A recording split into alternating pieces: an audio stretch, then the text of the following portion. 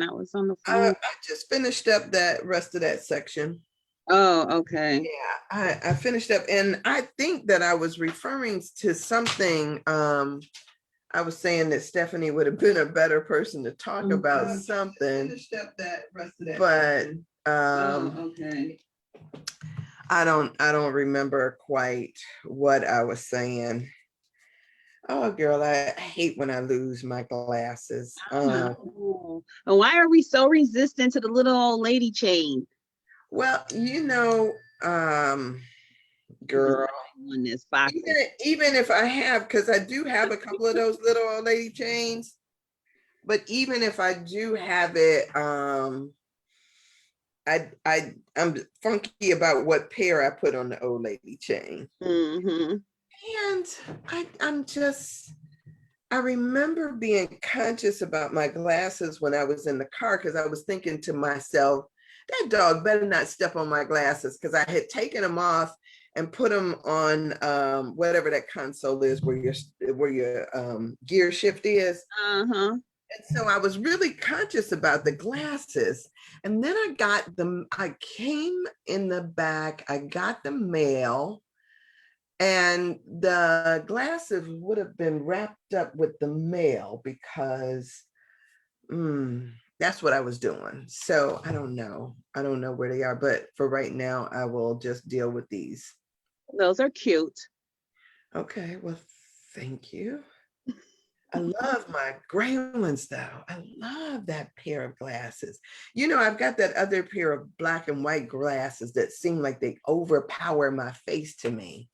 But I get a lot of compliments on them, but they seem like people see the glasses before they see me. So I don't wear them as much. I don't call that being vain. I just call it like, yeah,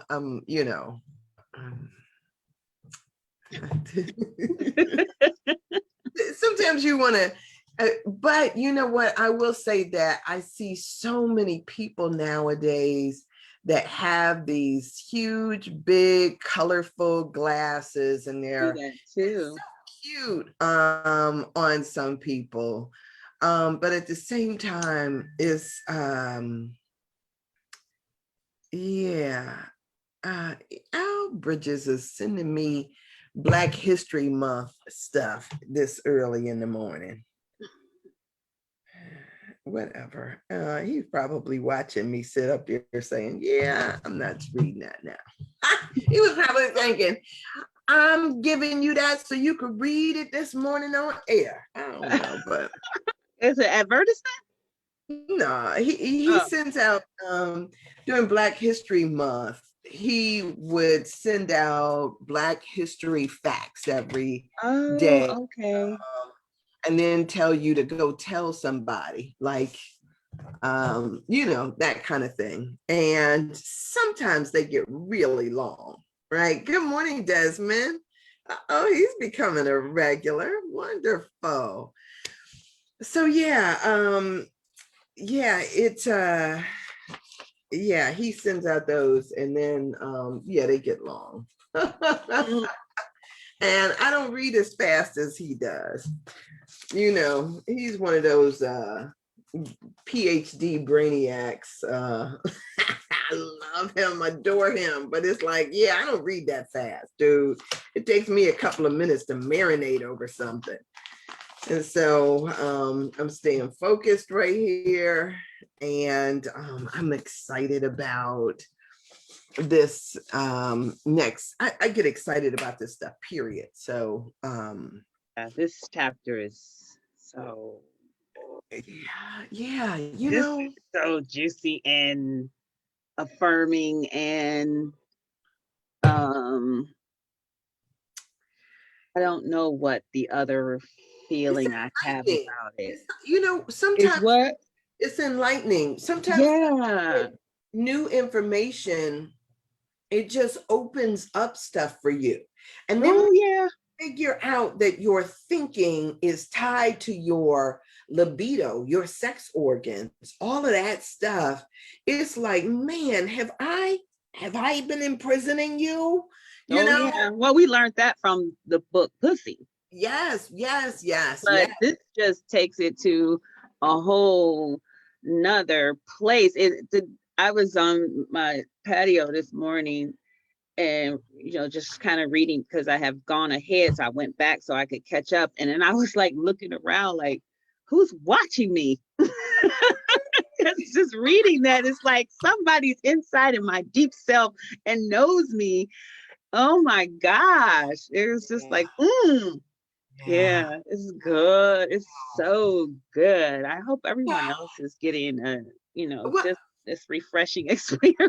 well, you know what? I hope that through us talking about it, sometimes I don't know that sometimes it's like you gotta, when you read stuff yourself and you're having a personal experience with it, is very different than what speaks and resonates to each of us, right? Mhm. Like the things that may resonate with you may be even different from the things that Oh, resonate. absolutely. Yeah. Yeah. Can you imagine like the difference between a person who is, and I'll say it like this for lack of a better word. Okay, so I was raped as a teenager, right? You were married as were you, look, were you a virgin when you were married? When you, No, I was sexually assaulted as well. okay, As okay, a young girl, as a child. So right. And so, so no, I wasn't a virgin, and but I was very religious. mhm, I think I told you, Jehovah Witness to Church of God in Christ to, so I had a lot of walls and a lot of bricks up about sexuality. And then and because I kept my experience to myself, it was imploded. I was inside, so I had all my stuff going on the inside. So, um, I had this thing about being good and doing right and following the rules, and mhm, so I made sure that and in that I made a lot of mistakes because I needed to be right externally when I wasn't feeling good internally. So mhm, externally, I had to create a world that was the perfect world, if you will. Wasn't perfect, but it's still, that's the language I'm going to use because that was my truth and that's what I'm writing about. So mhm, creating this world of perfectionism because I was trying to repair something that I didn't even break, you know? But mhm, I'm trying to do the repair work on something that was done to me, right. and so the consequences of that um has been just overflowing over, and it's so long lasting, the consequences of that of what happened, and then the consequences of me trying to repair it and having an idea about it and having an opinion about it and having a judgment about it and all of that. And so this and I can feel now how creativity was blocked and hindered and ideas aborted and just so much just Mhm, goodness in it. And even in my that belief that even in my matrimonies that I was safe when that wasn't really true. mm, you yeah. know it wasn't true because I wasn't safe for myself by myself for Mhm. so my safety was external still. And so, so say for instance, so both of us are have come from that point of having, me, I'll call it rape, and your sexual assault. And then you've got people still who are dealing with the shame of, like, say for instance, um, teen pregnancy, and what that looked like, and what that felt like. I remember in junior high school, there was a girl in my class. We were only like seventh grade homeroom. I don't know who she was or what her name was, but I do know that she came in and her belly was, was swollen, like, and she would pull her shirt, like she would hold her hand up under her shirt, pulling it away from her body as if that was supposed to hide the fact that she got this swollen belly. And Mm. so, there was this, everybody kind of, like whispering, like what could have transpired that, at, at 12 or 13. So check this out. So my mother gave birth to me at 15. Okay. She comes from a 2-family household, no divorce, none of that, all the statistics, but that was her story. So to be born in that level of shame and anxiety, that was in my amniotic fluid, because my biological father was then carted off to Alabama, never to be seen again. Mm. And so my mom was that young lady in Yeah. school, Yeah. supposed to go to school to become an English teacher. And now she's got this kid, and she was my grandfather's only daughter, biological daughter, Mm-hmm. and she was his firstborn. So all of that is and that's what I was birthed in. And so that energy begets another energy if it's not Right. checked or nurtured or helped to redefine it. Mm-hmm. Um, and so then you just kind of perpetuate the same energy and the same energy and the same energy over and over again, you Right. know? So So yeah, so I get, oh boy, this yeah. whole section has been juicy for And me. and here's the thing, because there's a lot of, women have a certain degree of stuff to work through, right?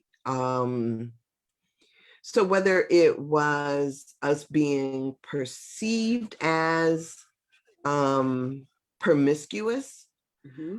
us being perceived as, sometimes it wasn't even our fault. Somebody else made the choice for us. Exactly.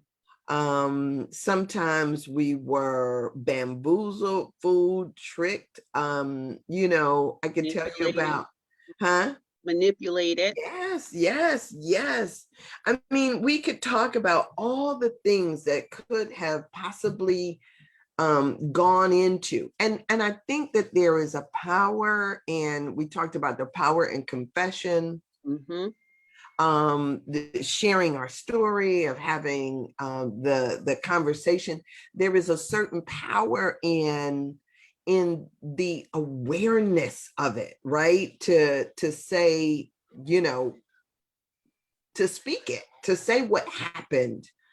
There's a power in that, and so all of this is contained and sometimes just hangs out in that particular area.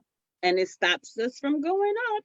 Yes, yes, yes, yes, yes. And really awakening to that level of um of creativity, of joy, of yeah, of release, all of that stuff. All of that stuff can be blocked up in that area. So even if you are a man, a male, yeah, Yes. especially if you are a male, anytime you've had these experiences of rejection, Shame, because there are boys that were born to 15-year-old moms too. And so they right? grow up with the shame energy from the amniotic fluid as well. So just Yeah. imagine that, there Somebody are did a men. song about that. Oh, was it Stevie Wonder who did a song about that? Or somebody did a song about that that was really powerful. I'll have to think about that. But yeah, all of that. So it's the shame, sometimes it is the violation, sometimes it is the rejection, sometimes it is boys themselves who want to sit up and try to have pissing contest and talk about who's got this or who's got that. There's this feeling of inadequacy, these guilt that is all wrapped around in there. You got all of that stuff, Yes. all in that second chakra area, which is our sex organs Yes. that create the problems that we have. And until we start to unpack that, it's just this jumbled ball of anger, Girl. sometimes confusion, sometimes it's all of that stuff jumbled in there. And until we're able to set it free, until we're able to unravel some of that stuff, it continues to let off some kind of toxic odor that just messes up our whole system. Yes. And it's so real, and it's it's one of those things that is so obvious that, oh, my phone is ringing, you guys. Sorry. Gotta go. All right. So I'll see you in a minute. So while Stephanie takes her call, it is I want to get into this because this is one of those things that until we really start to unravel some of that stuff, it just continues to be this big ball of confusion that is in our body, and that whether we know it or not, that gives off something, that does something within our system. And so we've got to be about the business of healing that. So today we are on in Anatomy of the Spirit, which is by Carolyn Myss, MYSS. We are on page 135, and on 135, we finished up yesterday with the choice and relationships. And today we are moving into a section called the challenge of managing creative energy. And because I don't have my normal glasses, you may see me, I adjust my other glasses anyway too, but you may see me playing with my glasses a little bit more than normal. So she's back already. Did you want to finish your idea before I read this? No, I just wanted, only thing I wanted to say is that it's more real than we realize. And sometimes it's like, how you pass a piece of furniture in the house, or how when you have a table set and it's always set, you just kind of walk past and you no more have the appreciation for the beautiful glasses and the china. You just walk past it. I think that we have become so used to that level of pain or that experience that we simply walk past it, and we don't really understand the impact that it has, or even the impact that it has on people who come into our environment and see it there. And it's so interesting. I like that analogy that you made, because a lot of times, it's kind of like the same thing. This when we talk about habit, and we're going to talk a little bit about that in this particular section, but there is a habit that is developed, and habitually, say for instance, you get in the car and your car is out of alignment.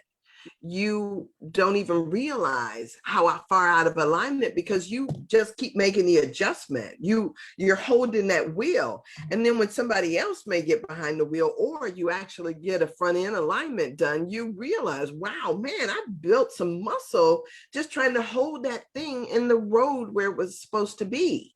And so that level of, we don't recognize that level of engagement, because it becomes the habit that we're used to, and that we're making those adjustments because of something. So, there is, and let me say this too, because I have met people who stay in relationships that are really toxic and really bad, because one of the things that they say is that they don't want to have to go through the trouble of getting to know somebody. The fear of being of that reveal moment, like, okay, these are, I mean, can you imagine what happens to a person when they got a lot of shame in that area? They got a lot of shame in that area, and they don't want to, that exposure, that the exposure of the unveiling that happens sometimes, that too can be very traumatic, and it causes you to not want to go outside of your normal, or what you perceive as your norm, because then that causes you to have to go through that walk of shame, so to speak, all over again. So, so this area carries a lot of stuff, in it. And so this is what we're going to be unpacking today. So says here that the second chakra energies need to create life. Mm-hmm. It needs to create life, to move the earth, The to, intention. Mm-hmm. I'm sorry? I said that's the intention. Yeah, to move the earth, to make an impression or a contribution to the continuity of life, right? And so sometimes sometimes we walk past a tree that'll say, Stephanie was here. When you don't, say for instance, you're a person who has not created life, right? So a lot of times we'll see people, and I don't know if it was here that we told the story about this father that told his daughter, to have a child, right? And she was like, but Dad, I'm not married. He was like, I don't care. I don't care.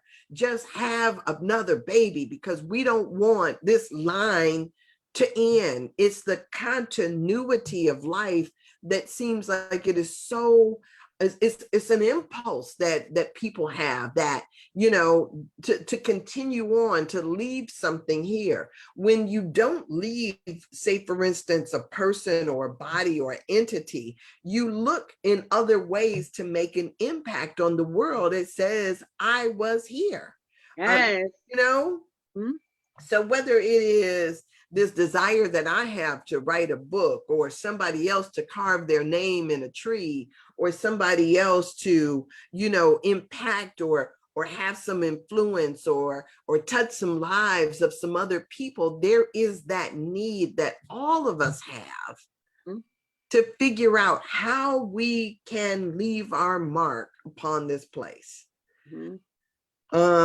And so there is that idea of the continuity of life and what that looks like. It's so amazing, because I see people who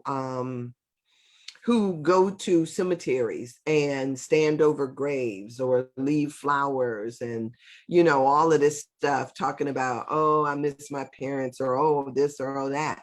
And I used to tell people all the time, when I miss my mama or my daddy, all I got to do, either look in the mirror. I look in the mirror at myself and be like, hey, Ma. or get together Right. with my siblings, right? Because I can see my daddy, I can see my mama, I can see my grandparents, I can see them all over us, right?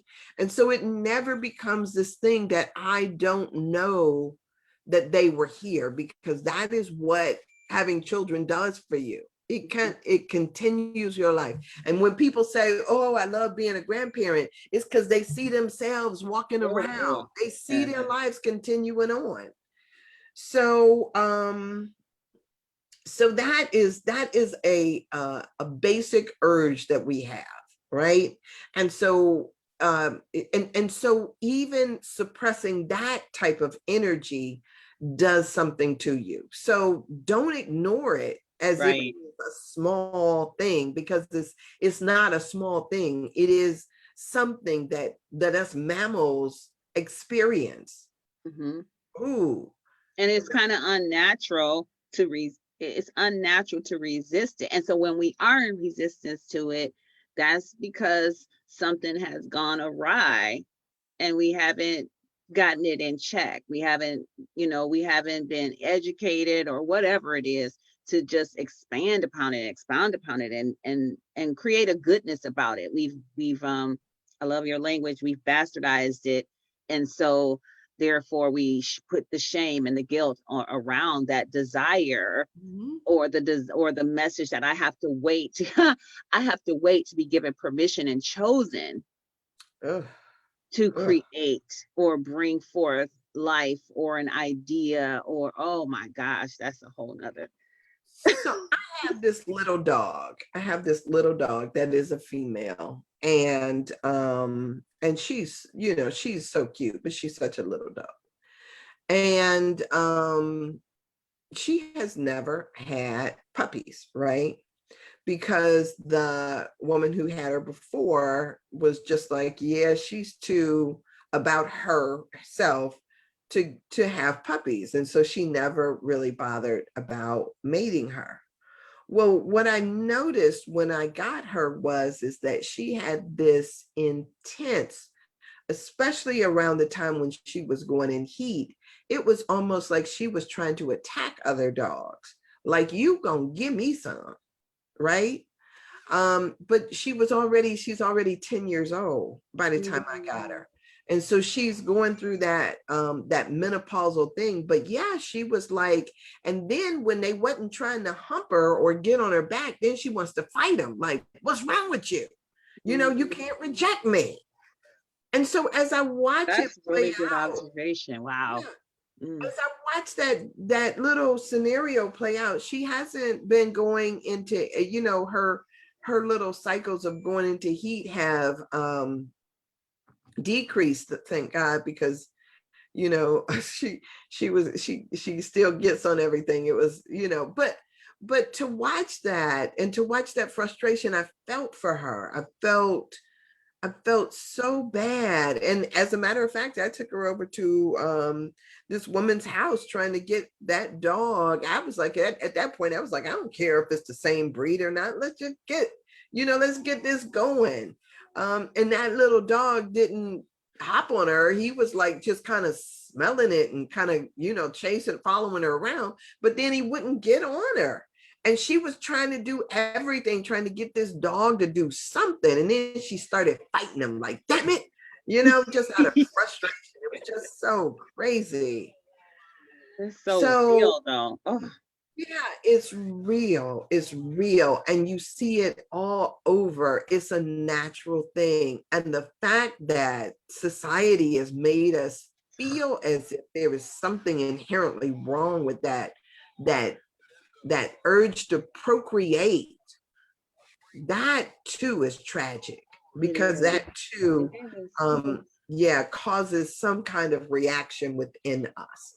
So yeah, anyway, let me rein that back in, because I ain't even got off the first I sentence yet. know. I know. I was feeling the same way. Yeah, yeah. So creative energy, unlike inspiration, inspiration is a seventh chakra thing up here. Unlike inspiration, it's essentially physical, right? Of the earth, meaning it's grounded, right? Mhm. So that is the carnality of life. That is part of the basics of being embodied human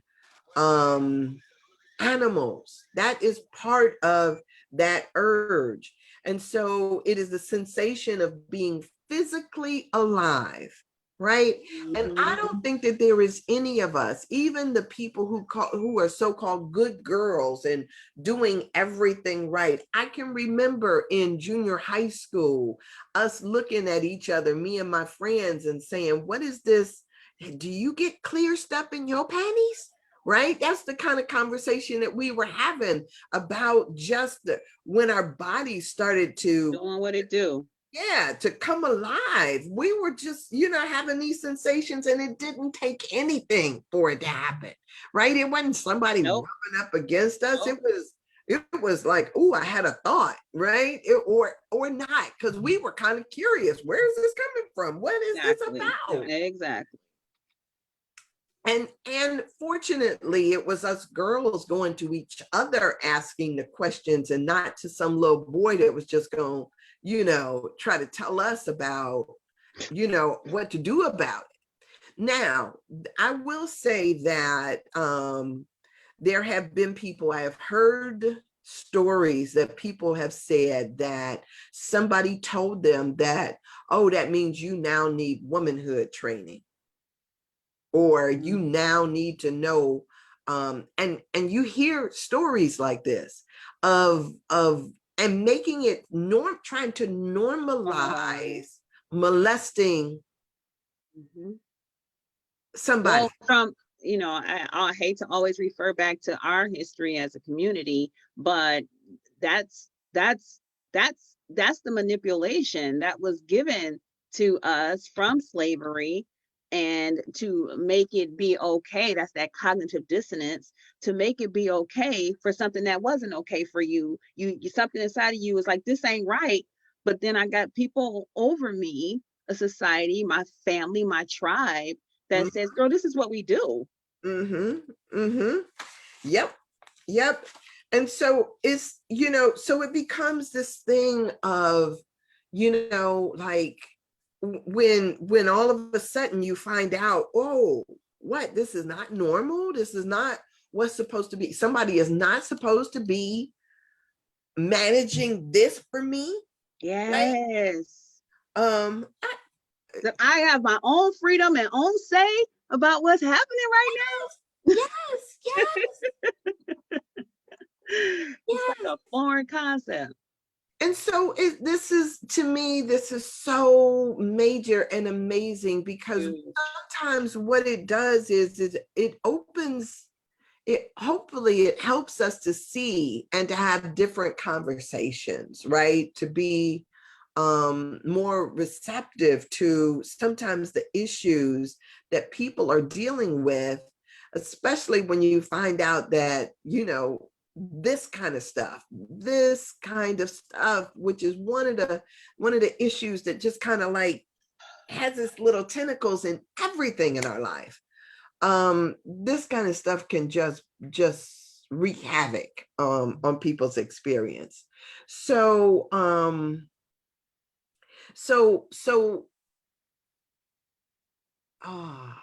I mean, this is good. So let me not get stuck, because this is really good. So the second chakra energy gives us our wait a minute, let me say this too, because I don't want to pathologize our community, right? Right. While they say that, what is it? Is it 1 in 4 or 1 in 3 have had some type of sexual violation by the time we reach? Was it 12? I don't quite remember. I'm rusty on my statistics. But most of us have had some type of, especially girls, but boys too. It doesn't mean that this abnormality does not happen. We have all had something to which we've had that moment of the record scratching up against it. Right? We've all had that. I love that. Yes. Exactly. And we and sometimes trying to figure out how to process that can be very difficult. Sometimes our memory gets very cloudy and we don't quite know what happened, right? We don't know how to give voice to it. But I don't want to make this seem as though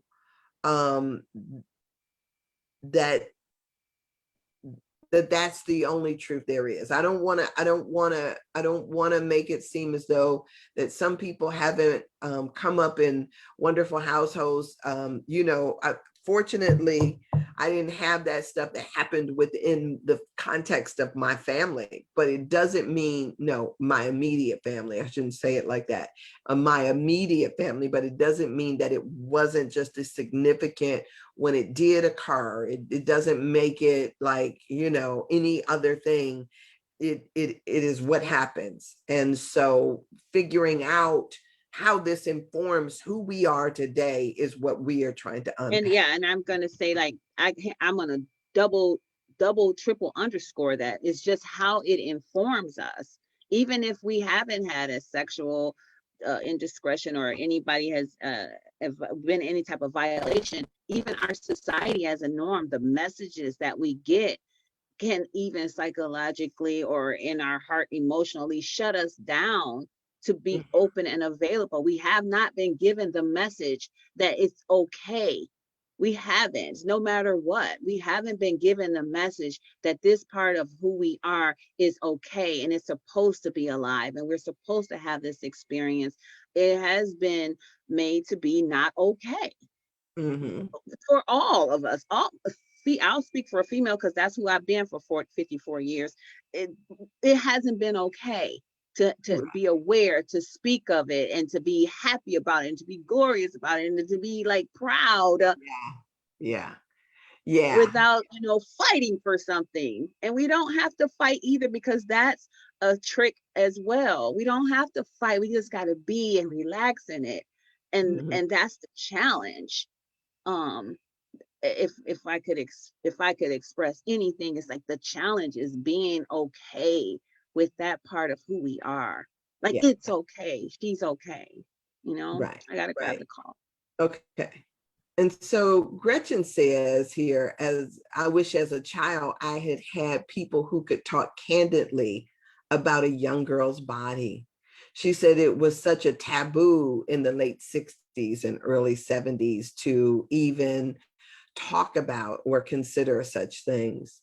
And so it makes us want to also, as we are in this awareness of where we are, it makes it necessary sometimes for us to share our stories, to talk about it so that we can help those who come behind us. And I know that this may be a boring kind of thing for a young person to watch. They don't want to watch two old women sitting up on any given morning talking about their own sexuality. I realize that.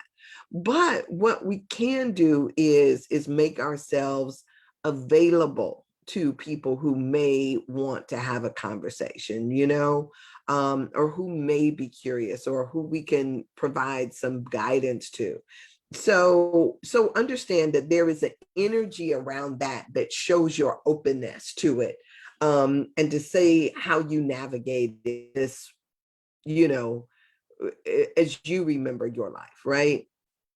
I know people who are shut down who would never give voice to the things that have happened to them around their sexuality, their sex organs, all of that stuff.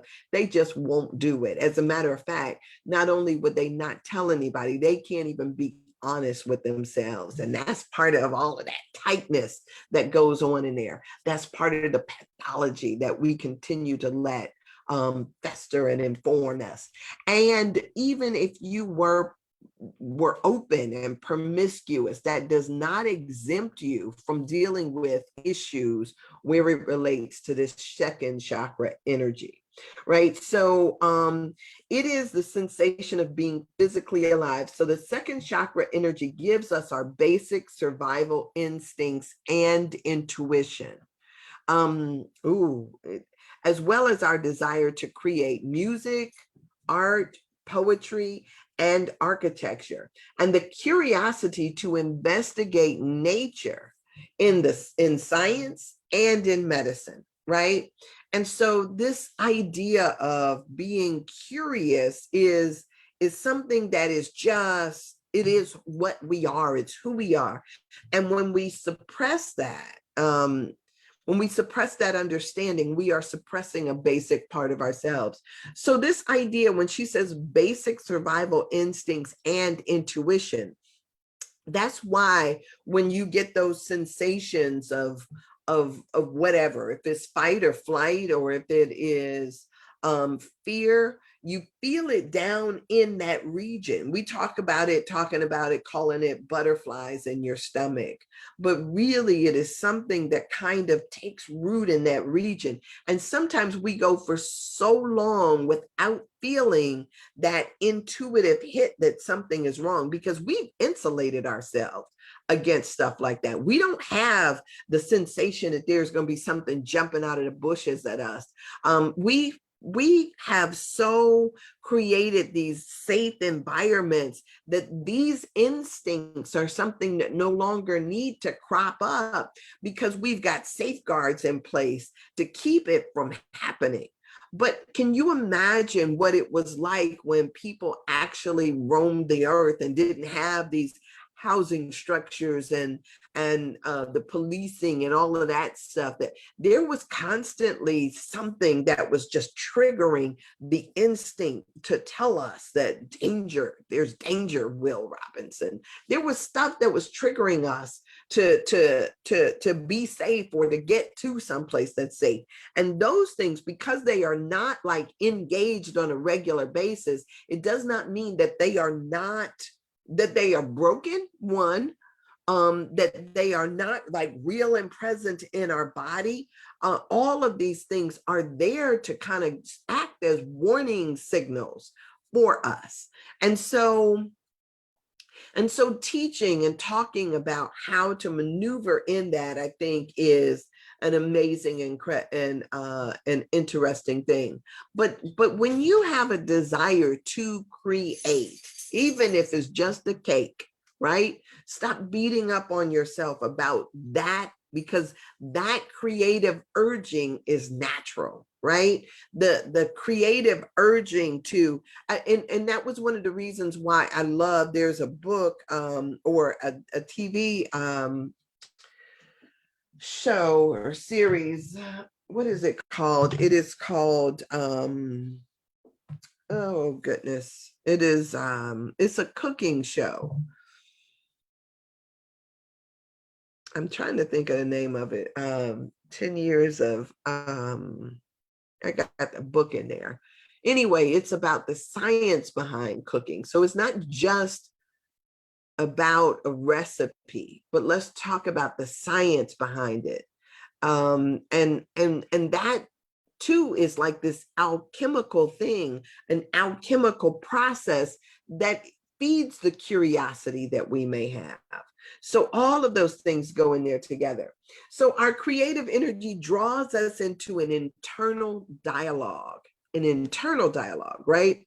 And with the polarities of the self, when I talk about the polarities of the self, there is, hey, Kim, good morning to you, darling. There is these polarities that, the negative and the positive, all of that stuff, the polarities of the self, are conflicting inclinations that compel us to form external relationships to resolve these polarities. So these questions, these that are pulling us one way or another, we start sometimes to seek outside of ourselves for the answer to those things. And so in looking and trying to make sense of the internal conflict, most of the time what we do is we look externally. And so sometimes what we do is we create so much external noise that then we forget, we look away from the internal noise that we are really seeking to resolve. So I find this whole idea of creativity amazing. And I want to read something before I go on to this next paragraph, because this next paragraph is just amazing to me. But I really want to, sometimes I think about, so Jean Houston and Joseph Campbell, there are people that are just really amazing to me. And so I pulled out this book because one of the things that Jean Houston does is she really tries to help us make sense of what goes on inside of us too. And she does it like not only just by looking at our bodies, but by contrasting our bodies, our physical selves, with the cosmic experience of what we go through. So listen to this. She says, some felt that delving into the depths of our own being was like getting in touch with the forms and patterns of creation itself.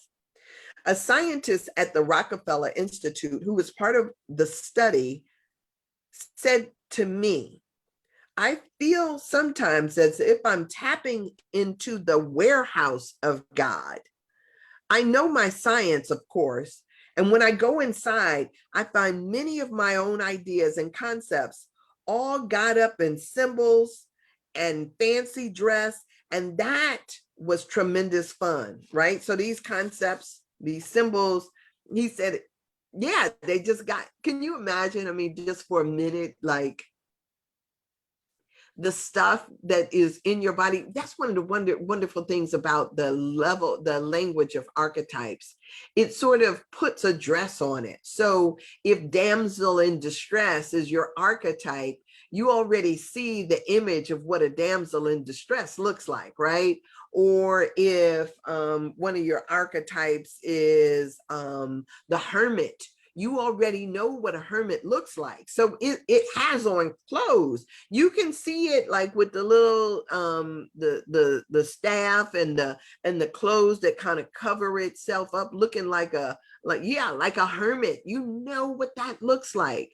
And so when he says, if you got a Cinderella complex, you know what Cinderella looks like, and the transition from being the unwanted stepchild into being the princess, you know that transition and what happens there, and the hate and stuff that so he's saying that it seems as though that his stuff got all dressed up in the garb of what they are, and they just having fun within his own being. And so sometimes when we put it in the stuff that we're going through into symbolic language, sometimes we are the wounded child. Sometimes we see ourselves as being over in a corner somewhere, feeling rejected, feeling motherless, feeling as if, you know, life has done something to us. That becomes a reality when we allow ourselves to see in that type of language. But let me finish this. She was like, but when I go deeper, it seems as if the ideas are coming from some other place. Mm-hmm. It's not just that they are richer and more elegant, but occasionally quite beyond anything I had ever thought of. Whew. Then I wonder, who is the who that thought of that? Yes. Who is the who that thought of that? Because sometimes our ideas are so far beyond us that they could not be of us, because we don't have, or we didn't have the verbiage or the language to even give voice to it or talk about it, right? And so sometimes we're sitting there trying to reach to, what is it within me that remembers or that has that cellular memory about how all it, midwifing, right? Midwifing another life into being. Who is it? Where is it that this comes from? And sometimes it is such a primordially deep remembrance that right? It blows us away. Yes. And sometimes it can feel like anxiousness and anxiety is just so intense. Like it can be very visceral. And I love the fact that she asked the question, because we got to give ourselves permission to ask the question. Right. It's so good. So then she says, who indeed? I have long pondered that scientists' question. In that regard, I am in fine company. Francis of Assisi once said, what we are looking for is who is looking. What we are looking for is who is looking. Now, I need to put a bookmark in here for a second, because I want to tell y'all about, and I think I've said this, I've shared this before, but I want to circle back on it, because it's been months probably since I said this. But one of the times I was talking, because I talk about this little lady all the time. I was watching Tri-C, I think, on TV, and there was a class on religion. And on this particular day, they were talking about meditation. And this woman who always put her hand up and had to interject, Miss Know-it-all in class, getting on my nerves, right? And so she was always interrupting, and it was just frustrating to me. Couldn't stand her. So didn't even know her. I only knew the back of her head on the darn TV screen. But she was just you know, always, I got something to say, right? Would you shut up and let him teach the class, right? Yeah. So anyway, he was talking about meditation on that particular day. And in the midst of him talking about meditation, somebody was asking the question, how long should you meditate? And here comes Miss Know-It-All, right? I'm thinking like, how about you don't even meditate, right? But whatever. So she puts her hand up and she says that she was taught, I don't know if she said a meditation master or whatever, but she was taught that you should meditate 5 more minutes than what you're comfortable with, right? And so I was thinking to myself, shut up. Now shut up. Right. I'm hoping that was all she said. So anyway, when I get into the closet the next morning to do my meditation, I'm sitting there and my little thing goes off, like my little dinger, ding, it's time to end my meditation. I was thinking to myself, darn it, here she go, 5 more minutes than what you're comfortable with. So I'm thinking to myself, okay, let me sink back into this for 5 more minutes, damn it. And in that little 5 minutes, it was as if I'm sitting there and I got my eyes closed. I'm in my position, my back is straight, and I'm doing my meditation. And I feel as if I am like just kind of, you're staring at the back of your eyelids, right? You're just in that space and you're there. And then all of a sudden something blinked. Now, I was like, what? My eyes are closed. How could I? And I felt as if inside of my head, inside of myself, I did this pull back, and I'm gonna turn around and look to see who else could be in here, whose eyes could have blinked if mine were closed. Y'all, this for me was like, what the hell? Now, I guess I could have just ran the hell out of there. But this wasn't something that was happening outside of me. That's right. That's right. In me, yes. Right? Yes. So when she asked this question, who is the who that had that thought, right? I'm right there with her, right? What we are looking for is who is looking. That was my freaking experience right there. So let me read this, what she says. She says the great German mystic Meister Eckhart put it even more plainly. The eyes by which I see God is the same eye by which God sees me. Yes. Ooh. Yes. Is that like goosebumps? Yes. That's, oh my gosh. And it's y'all, true. Just boom. So when people tell you that you are host to God, right? It is not just that you know, the Spirit of God is within me. No, it is observing the world through you. Y'all, come on now. Come on with me. Come on with me. So let me finish. Expansion. I love her language here. So she says, we are not encapsulated bags of skin dragging around a dreary little ego, as my late friend Alan Watts so whimsically put it. Instead, each of us is a little world complete with organisms and environments. Now, could you imagine, right? When they talk about, look, when they talk about, like, so we talk about hair. We've been talking about hair, right? Because I've been thinking about locking my hair. And so then I went and got my hair done, right? And I got it done by this wonderful woman named Beanie.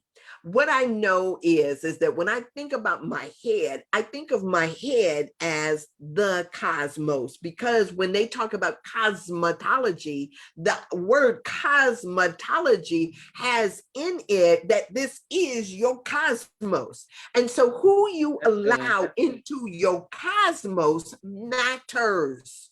Do you hear what I'm saying? That's why I tell people I don't like going into beauty shops and salons, because you got all of this energy, right? In your cosmos. And I try to keep my cosmos, I try to respect it and keep it clear and be specific and intentional about what I let into my cosmos, because I understand how very important that is. And that's one of the reasons why I want to get something done with my head that doesn't require that I deal with all of this stuff. So when I go to somebody and I'm giving you my money and I'm allowing you into my space, that is a huge compliment, and it is a humongous responsibility, because we are letting somebody into the cosmos of our being. Can you imagine? You are a world unto yourself. So when they talk about the macro, the big, on the big level, on the smaller level, you got your own planets. You got your own organisms. You got all of your own stuff going on. This is so big. I don't want you to miss it. I don't want you to like not even recognize how amazing you are. Mm-hmm. Wait a minute. Okay. That little world, let me bring it back down. I'm gonna start that over again. Instead, each of us is a little world complete with organisms and environments. People don't even know why I'm excited about this. That little world, each human being is nested within a greater environment of being, which it both contains and mimics. Say that again. That little world, each human being, meaning you, meaning I, is nested within the greater environment of being, the greater environment of being, which it both contains and mimics. So I'm hoping it's almost like who doing who. Who? or that you, since you're participating in it, yes, right? Yes. So not only are we participating in something that we perceive as bigger than us. Yes. It's imagine a world within a world within a world within a world. Yes. And the very same thing. So we build. Let's talk about like we all have a car, right? We all have a car. Well, okay, maybe you don't have a car, but most of us have cars. And we build these cars. Now, if you look at the structure of a car is built just like, say, for instance, out of materials, yes, but it is built somewhat like you are. It means that there has to be a closed system in order for it to work.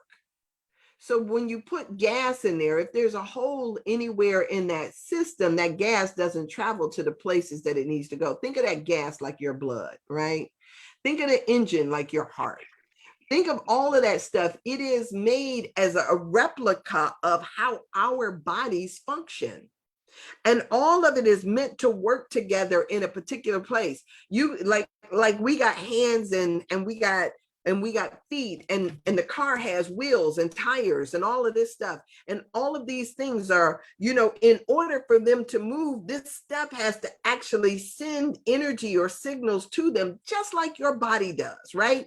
And so that means that, when we look at whatever we look at, is kind of built on that same kind of model. It is, and I know you know your body enough to know what is happening in your circulatory system and how all of this stuff is working together. And when something is out of whack, or you get a puncture or a hole in there, you got a problem, right?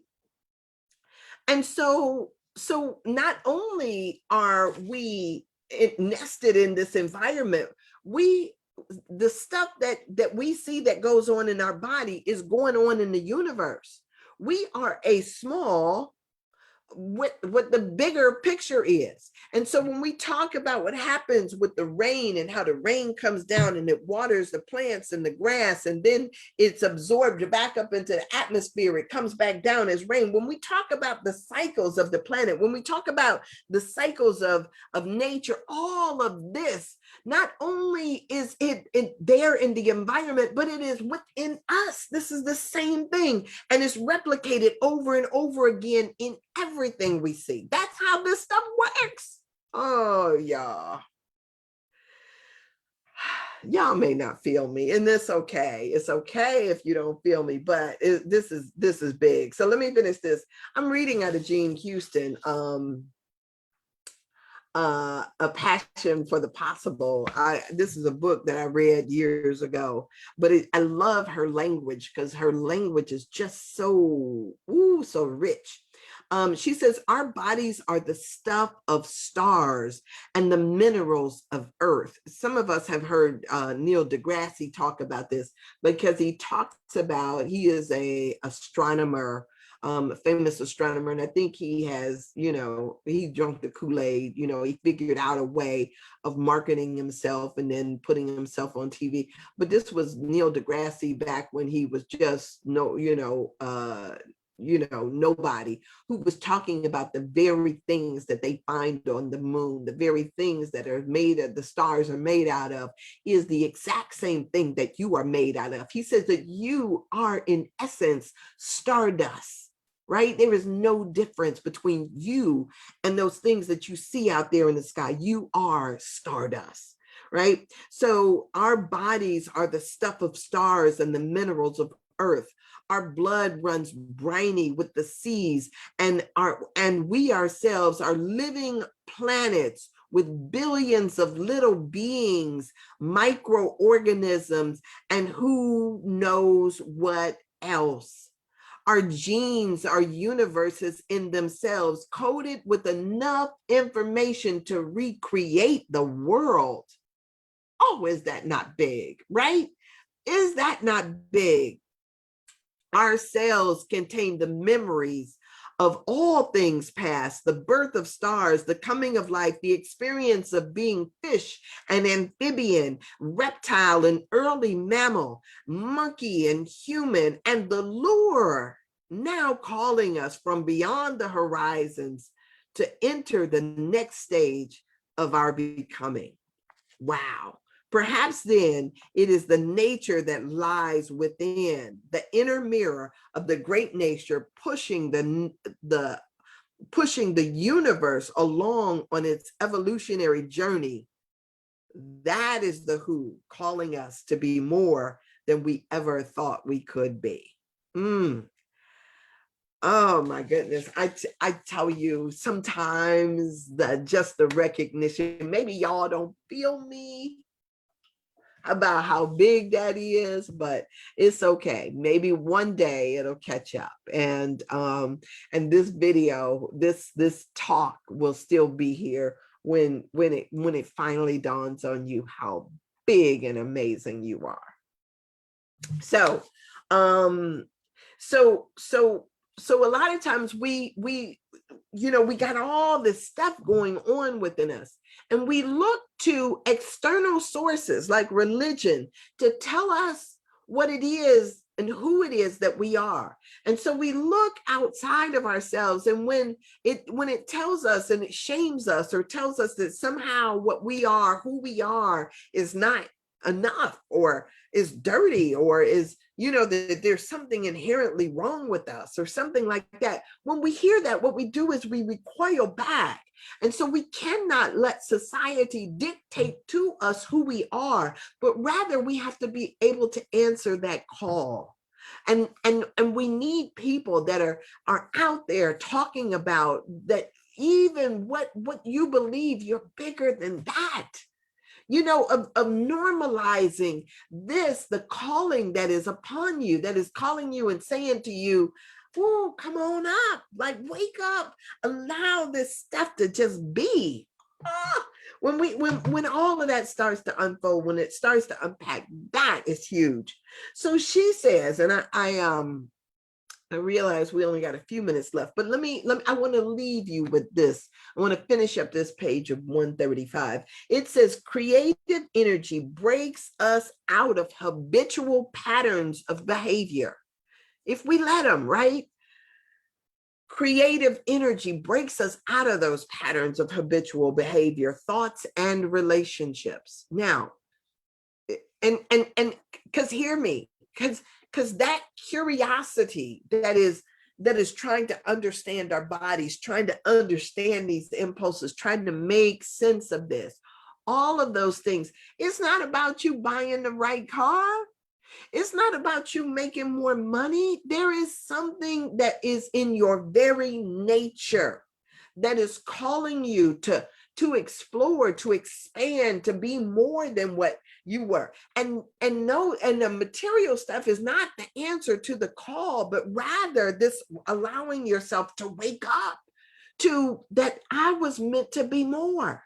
And sometimes the neurosis and the drama that we feel is because we keep pushing it down and suppressing it.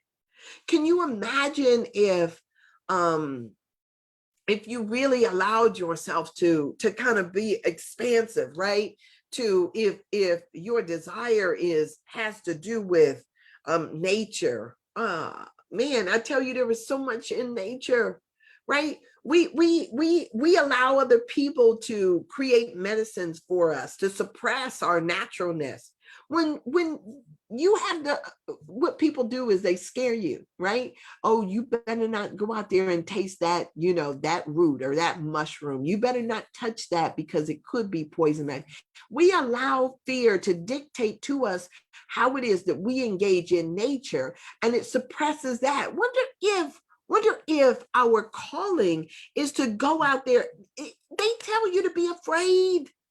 They want you to be afraid so that you don't realize that you have the ability within yourself to find out truth for yourself.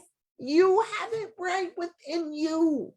But our fear dictates. And so this creativity breaks us out of the habitual pattern of giving away our God-given ability to somebody else. They want you to refer to everybody. They want you to go to a doctor, refer yourself, defer to a doctor, right? They want you to, your medicine, your food, get all of this stuff from somebody else. Get it prepackaged, as a matter of fact. Don't get it out of the ground. They want you to think that somehow that because they sterilize it and put it in a package that is better for you than if you grew it in your own backyard. They want to detach you from this so that you become dependent upon the system for what and everything that you need. Oh my goodness, can you imagine? And that's why we talk about this re-engagement with what we see around us. This creativity breaks us out of those patterns and behaviors and thoughts and relationships. This creative energy calls us to something more. Habit, I love this line. Habit is a hell to which people cling in an attempt to stop the flow of change. Let me repeat that again for you, in case you didn't catch it the first time. Habit is a hell to which people cling in an attempt to stop the flow of change.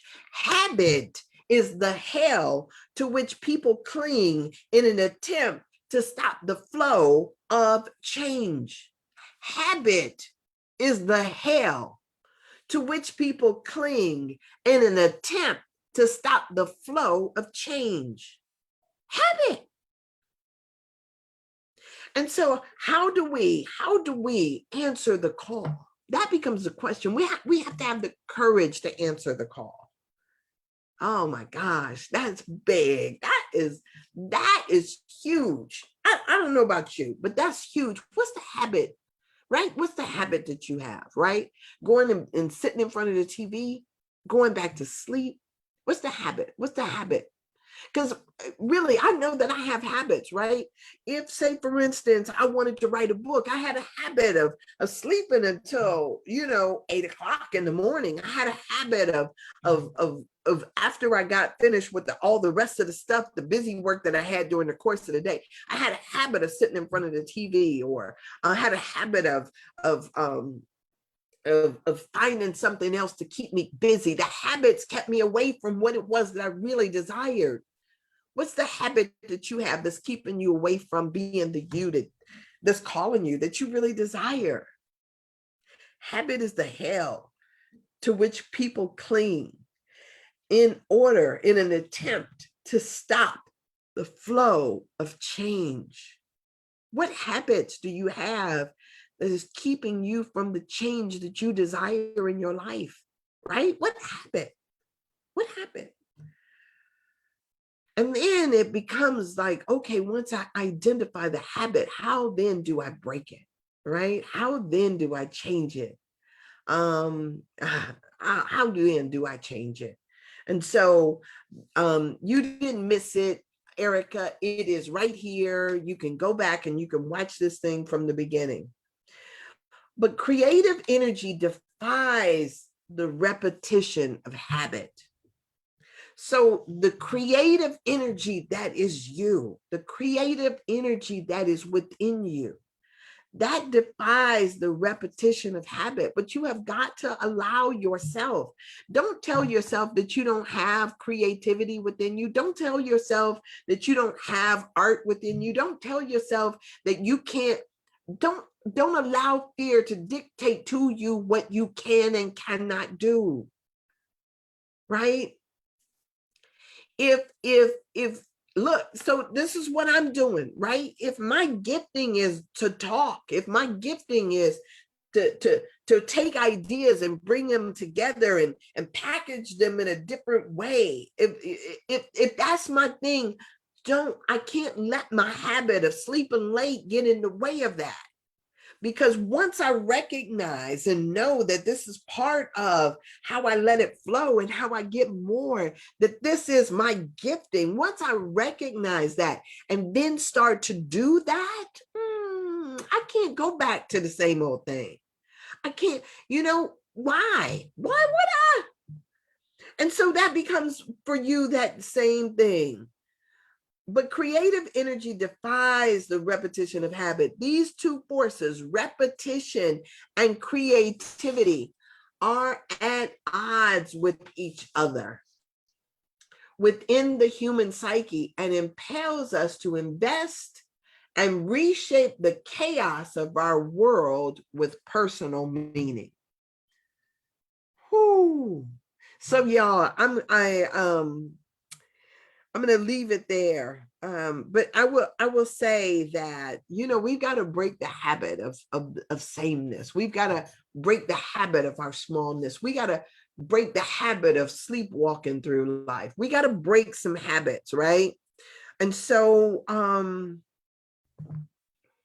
we got to break the habits of not trusting ourselves, break the habit of saying no, break the habit, right? So that we can open ourselves up to the flow of what the universe is calling us to do. I tell you, this is big. It's big. It's big. It's big. It's big. So I'm going to leave it right there. I'm going to put a little mark in this space right here, and then we will move on, because I think that there is a case study that is coming up.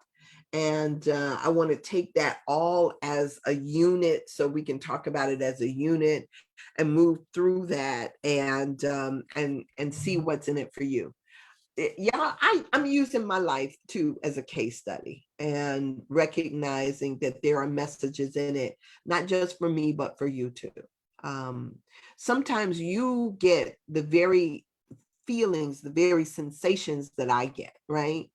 And if you just get it and then you look away, right? If you hear a voice speak to you, right, that says to go left when you were going to go right, if you hear something that is trying to call out to you and you don't have a name for it or word for it, sometimes it's too big for you.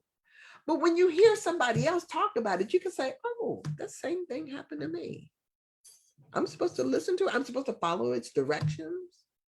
Yes. Right. Yes. I'm here to say yes. Just like I was telling you about the experience when I was a teenager, feeling something down there and not knowing what it was or why it was.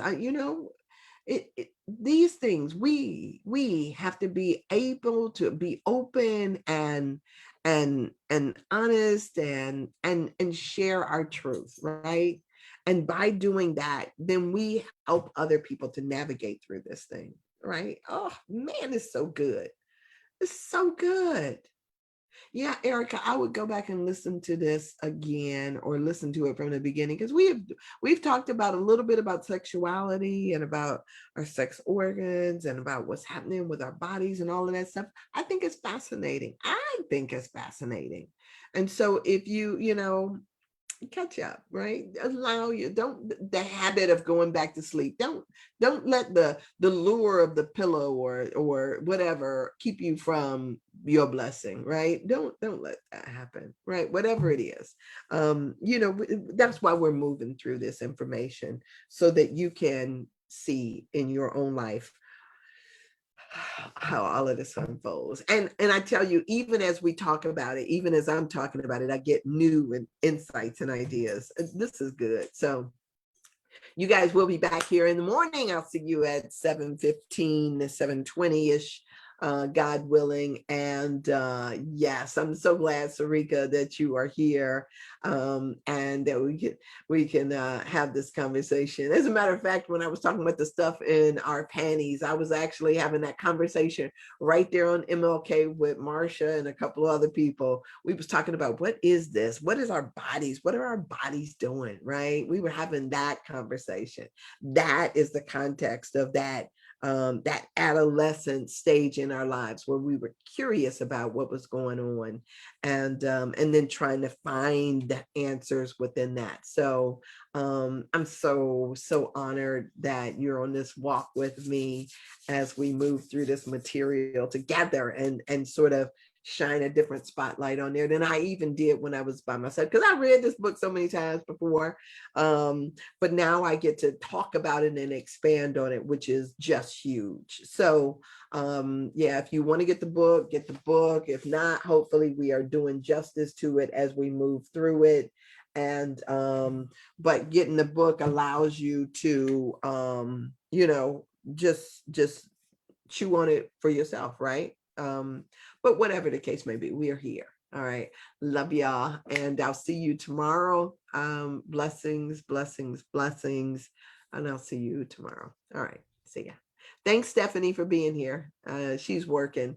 And even though she's still online and maybe listening, the call of work has lured her away. So thank you so much for being here and the conversation. I'll see you guys tomorrow. All right.